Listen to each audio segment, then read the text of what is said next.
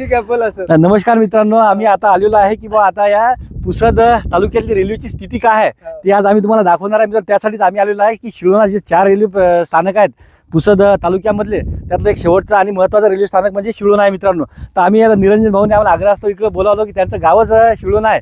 तर निरंजन भाऊने आम्हाला वारंवार फोन केला. आम्ही मागच्या 3 ते 4 महिन्यापासून त्यांना म्हणता येतं पण आज आम्ही वेळात वेळ काढून योग आला आणि आम्ही त्यांना आले. त्या परिसरामध्येच असल्यामुळे त्यांना भरपूर इकडे माहिती आहे. आता आम्ही जवळपास 2 किलोमीटर पासून त्यांना म्हणत आहे की बाबा आपलं रेल्वे स्टेशन कुठं आहे, रेल्वे स्टेशन कुठं आहे. तर जेव्हा आम्ही तर रेल्वे स्टेशन बघतो तर रेल्वे स्टेशनचं सध्या हे म्हणजे सुरुवातच आता कामाची जवळपास झालेली आहे. जवळ 20-30% काम झालेलं आहे मित्रांनो. आता याच्यात महत्त्वाचा उद्देश हाच आहे की बा आता याचा महत्त्वाचा प्रश्न होता की बा तुमच्या दिग्रस तालुक्यामध्ये रेल्वे अगोदर येईल आणि आमच्या इकडे 2 वर्ष 3 वर्ष लेट होईल. तर निरंजन भाऊ, महत्त्वाचं कारण असं आहे याच्यामध्ये की तुमचा जो रेल्वे मार्ग आहे पुसद तालुक्यातला तो आहे मित्रांनो 39 किलोमीटरचा. आणि या 39 किलोमीटरमध्ये जवळपास 90 पूल आहेत.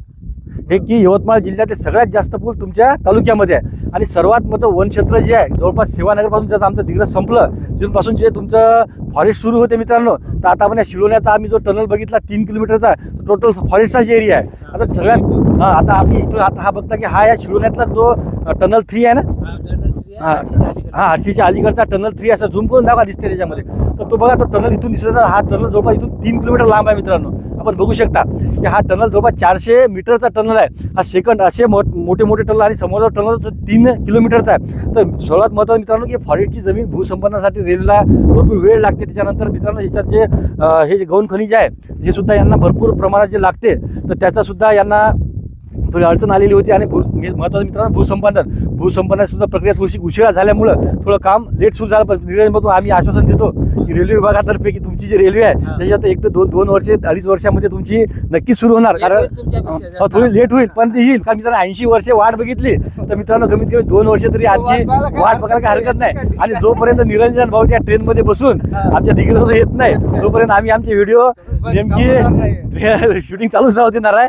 तर आमचे निरंजन भाऊ सुद्धा चांगले ब्लॉग बनवतात. तर थोडंसं निरंजन भाऊ बोला आमच्या रेल्वेच्या व्हिडिओ बद्दल, आम्ही कसे व्हिडिओ वगैरे टाकतो काय.